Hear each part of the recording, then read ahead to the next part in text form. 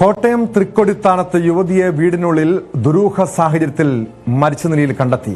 തൃക്കൊടിത്താനം സ്വദേശിനി മല്ലികയെയാണ് വീടിനുള്ളിൽ മരിച്ച നിലയിൽ കണ്ടത്. പുലർച്ചെ വാർഡ് മെമ്പറെ വിളിച്ച് മല്ലിക ആത്മഹത്യ ചെയ്തതായി ഭർത്താവ് അനീഷ് അറിയിക്കുകയായിരുന്നു.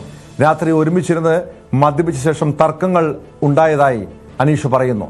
ഒരു ഫോൺ കോൾ വന്നതിനെ തുടർന്നാണ് പ്രശ്നമുണ്ടായത്. തർക്കം രൂക്ഷമായപ്പോൾ ആത്മഹത്യ ചെയ്യുമെന്ന് മല്ലിക പറഞ്ഞിരുന്നു. പിന്നീട് താൻ ഉറങ്ങിപ്പോയി എന്നും അനീഷ് പോലീസിനോട് പറയുന്നു. ഇന്ന് പുലർച്ചെ 3 മണിക്കാണ് വീട്ടിലെത്തിയത് അനീഷ്, ഈ മരണപ്പെട്ടയാളുടെ ഭർത്താവ്. വീട്ടിലെത്തി എന്നോട് പറഞ്ഞു, മെമ്പർ ഇതുപോലെ ഭാര്യ സൂയിസൈഡ് ചെയ്തു എന്ന് പറഞ്ഞു. ഞാൻ പറഞ്ഞു, ഇപ്പോഴാണോ സംഭവം നടന്നതെന്ന് ചോദിച്ചു. അല്ല, കുറച്ച് നേരമായി. മരണപ്പെട്ടോ? ഞാൻ നോക്കിയിട്ട് മരണപ്പെട്ടതായിട്ടാണ് കാണുന്നത്. അപ്പം ഞാൻ ചോദിച്ചു, നീ ഇവിടെ സ്ഥലത്തുണ്ടായിരുന്നു? അപ്പം ഒരാഴ്ചയായിട്ട് ഇവിടെ ഇല്ലായിരുന്നു. ഒരാഴ്ചയായിട്ട് കോഴിക്കോടായിരുന്നു. ഇന്നലെ രാവിലെ എത്തിയ ശേഷം വീട്ടിൽ വേണ്ട സാധനങ്ങളൊക്കെ മേടിച്ചു. ഞാൻ ഒരു ലിറ്ററൊക്കെ വാങ്ങിച്ചു. ഞങ്ങൾ രണ്ടുപേരോട് കഴിച്ചുകൊണ്ടിരുന്ന കൂട്ടത് എനിക്കൊരു ഫോൺ കോൾ വന്നു. അപ്പോൾ ആ ഫോൺ കോൾ തമ്മിൽ വന്നപ്പോൾ ഞങ്ങൾ അതിന്മേലൊരു തർക്കമായപ്പോൾ ഇവള് മരിക്കും എന്ന് പറഞ്ഞൊരു പിച്ചാത്തി എടുത്ത് കഴുത്തെ വെച്ചുകൊണ്ടിരുന്നു എന്നോട് പലപ്പോഴായി പറഞ്ഞു. ഞാൻ പക്ഷേ മദ്യത്തിൻ്റെ നഗരിയിൽ ഉറങ്ങിപ്പോയി. ഉറക്കം വേണ്ടിയിട്ട് നോക്കുമ്പോൾ കാണുന്നത് ഇദ്ദേഹം ഇങ്ങനെ മരിച്ചു കിടക്കുന്നതായിട്ടാണ്. അപ്പോൾ എനിക്കിപ്പം മദ്യപിച്ചതിൻ്റെ ഒരു ഇതായതുകൊണ്ടായിരിക്കാം നമുക്ക് തോന്നി പെട്ടെന്ന് അങ്ങോട്ട് സംഭവിച്ചാണെന്നുള്ളതുകൊണ്ട് ഞാൻ അന്നേരം തന്നെ ഒരു ആംബുലൻസും വിളിച്ചു, പോലീസ് സ്റ്റേഷൻ വിളിച്ചറിയിച്ചു. അപ്പോൾ 2 കൂട്ടരും വന്നു. ഞങ്ങൾ ഓടി എത്തുമ്പോൾ സ്വാഭാവികമായിട്ടും ശരീരം കാണുമ്പോൾ സ്വാഭാവികമായിട്ട് അന്നേരം സംഭവിച്ച പോലെയല്ല, കുറേ നേരത്തെ സംഭവിച്ച പോലെ രക്തമെല്ലാം ഇങ്ങനെ ഉണങ്ങി പിടിച്ചിരുന്നു. അപ്പോൾ കുറേ നേരം ശരീരത്തിൻ്റെ ഒക്കെ ഒരു സ്റ്റൈലും ഇത് മാറി രക്തം നന്നായിട്ട് കട്ട പിടിച്ചു ഉണങ്ങി വരുന്ന പരുവത്തിലായിരുന്നു. ഭർത്താവ് അനീഷിനെ പോലീസ് കസ്റ്റഡിയിലെടുത്ത് ചോദ്യം ചെയ്യുകയാണ്. വിവരങ്ങളുമായി കോട്ടയത്ത് നിന്ന് ജി ശ്രീജിത്ത് ചേരുന്നുണ്ട്. ശ്രീജിത്ത്, യുവതിയുടെ ദുരൂഹ മരണത്തിൽ പോലീസിന്റെ അന്വേഷണം എങ്ങനെയാണ് നീങ്ങുന്നത്? ഇത് ആത്മഹത്യ എന്നാണോ കൊലപാതകമെന്നാണോ പോലീസിന്റെ നിഗമനം?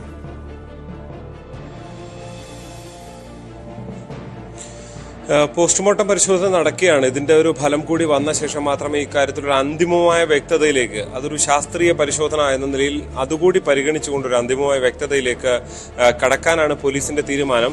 അനീഷ് നൽകിയ മൊഴി പൂർണ്ണമായും വിശ്വസിക്കാൻ പോലീസ് തയ്യാറായിട്ടില്ല. പലതരത്തിലുള്ള ചോദ്യം ചെയ്യലും വിവരങ്ങളും ഒക്കെ നടന്നു വരികയാണ്. എന്തായാലും അസ്വാഭാവികമായൊരു വിവരങ്ങളാണ് അനീഷിന്റെ ഭാഗത്ത് നിന്ന് പോലീസിന് ലഭിച്ച മൊഴിയിലുള്ളത്. പക്ഷെ അനീഷ് പറഞ്ഞത് തന്നെയാണോ സത്യം എന്നറിയാൻ വേണ്ടിയുള്ള പരിശോധന പോലീസ് തുടരുന്നു.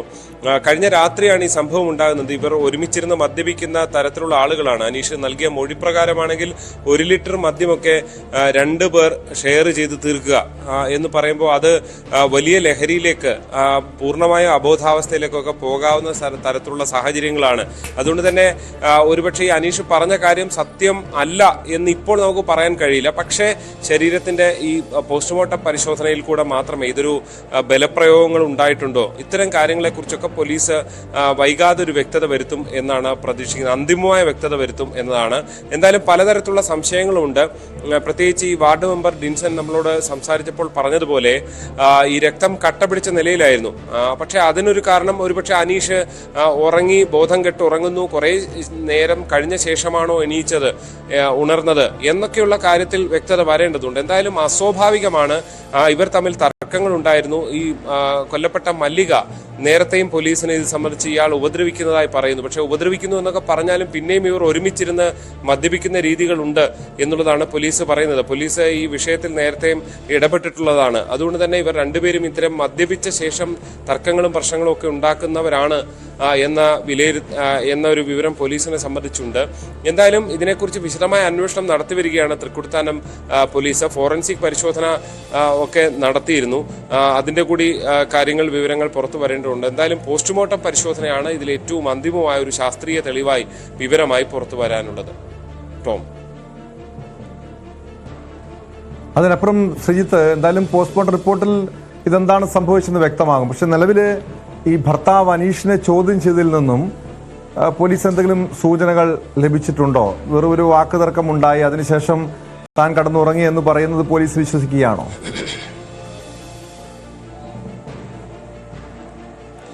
അത് പൂർണ്ണമായും വിശ്വസിക്കുന്നില്ല ടോം. അത് പല സംശയങ്ങളും പോലീസിനെ സംബന്ധിച്ചുണ്ട്. അതുകൊണ്ട് തന്നെ ഒരു വ്യക്തത വരാൻ വേണ്ടി പോലീസ് കാത്തിരിക്കുന്നു. അന്തിമമായ അതുകൊണ്ട് തന്നെ പോലീസും ഒരു കൃത്യതയോടുകൂടിയുള്ള എന്താണ് സംഭവിച്ചത് ഇന്നലെ രാത്രി എന്നത് സംബന്ധിച്ച് കൃത്യതയോടുകൂടിയുള്ള ഒരു വിവരം പറയുന്നില്ല. ഒരു കാര്യം, പല സംശയങ്ങളും ഇപ്പോഴും നിലനിൽക്കുകയാണ്. വൈകുന്നേരത്തോടുകൂടി ഇക്കാര്യത്തിൽ അന്തിമമായ വ്യക്തത വരുമെന്ന് തന്നെയാണ് പ്രതീക്ഷിക്കേണ്ടത്.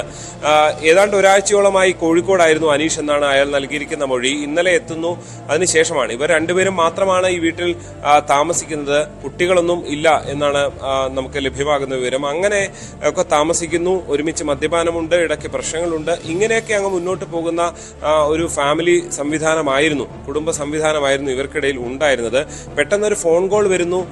ഇതിനെ ചൊല്ലിയുള്ള തർക്കങ്ങളാണ് പെട്ടെന്ന് ഇങ്ങനെ ഒരു സംഘർഷത്തിലേക്ക് പോയത് എന്നാണ് വാർഡ് മെമ്പറോടക്കം ഈ അനീഷ് ആദ്യം നൽകിയിരിക്കുന്ന വിവരം, പോലീസിന് കൊടുത്തിരിക്കുന്ന മൊഴി അങ്ങനെയാണ്. എന്തായാലും മദ്യലഹരിയിലായിരുന്നു താൻ ഉറങ്ങിപ്പോയി എന്നാണ് അനീഷ് പറയുന്നത്. ഉണർന്നപ്പോൾ ഭാര്യ ഇങ്ങനെ രക്തം വാർന്ന നിലയിൽ ഭാര്യയെ കാണുന്ന നിലയാണ് ഉണ്ടായിട്ടുള്ളത്. അത് ആത്മഹത്യ ചെയ്തു എന്നുള്ളതാണ് അനീഷിന്റെ മൊഴി. പക്ഷേ അതിനപ്പുറത്തേക്ക് ഈ ലഹരിയുടെ ബലത്തിൽ അനീഷ് ആക്രമിച്ചതാണോ? കാരണം അനീഷ് ആക്രമിക്കാറുണ്ട് എന്നുള്ള പരാതി നേരത്തെ തന്നെ മല്ലികയ്ക്കുണ്ട്. അതുകൊണ്ട് തന്നെ ഇതൊരു പൂർണ്ണ കൊലപാതക സാധ്യതയാകാനുള്ള അങ്ങനെ ഒരു സാധ്യതയും നമുക്ക് തള്ളിക്കളയാൻ കഴിയില്ല. എന്തായാലും പോലീസിന്റെ പരിശോധന തുടരുന്നു, പോസ്റ്റ്മോർട്ടം പരിശോധന തുടരുന്നു. പോലീസിന് പല ഗൗരവമേറിയ സംശയങ്ങളുമുണ്ട്. അത് പരിപൂർണമായിട്ട് ഇപ്പോൾ പുറത്ത് പറയുന്നില്ല എന്ന് മാത്രം. എന്തായാലും വൈകുന്നേരത്തോടെ ഇക്കാര്യത്തിൽ ഒരു വ്യക്തത വരുമെന്ന് തന്നെ കരുതേണ്ടി വരും. ടോം,